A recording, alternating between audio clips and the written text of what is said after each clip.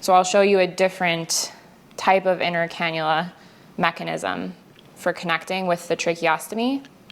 This one twists and clicks in. And then to take it out, you twist and remove it as well. And you can feel when you put it in that it clicks in. So you know that it's secure.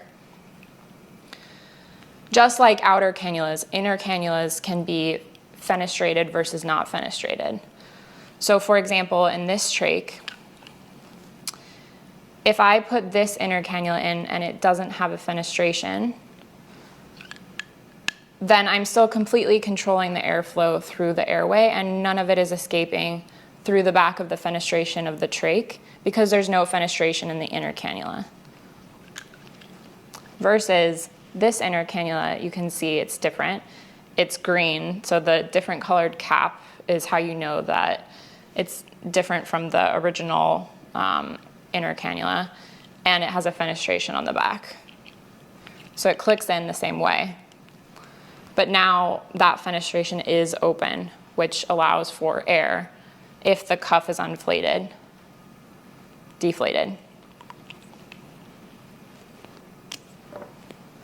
Allows for air to travel up through the trach, around the trach, to the patient's vocal cords and out their mouth. Now we're going to talk about the obturator and why it's important to know what it is and in what situations it's used. This is the obturator. It goes into the tracheostomy instead of the inner cannula, so it will not fit into the trach if you have an inner cannula in the trach. You can see that it has a rounded edge and it's rigid in shape. You're going to use the obturator in situations where you're having to put a new tracheostomy into a patient. It provides a rigid shape, so it allows you to maintain the shape of the tracheostomy as you put it into a patient. And it also has the rounded edge, so as you're putting the new tracheostomy into the patient, you're protecting the airway from damage from the sharp edge of the tracheostomy itself, because as you can see, without the obturator, there's a sharp edge here. Lastly, we're going to talk about the different types of caps and how they help you control airflow in and out of the tracheostomy and allow for patients to start talking on their own again and using their vocal cords and gaining their cough reflex. So I'm going to put the inner cannula back into this tracheostomy, and it clicks in there. You could hear it. This is a Passy-Muir valve.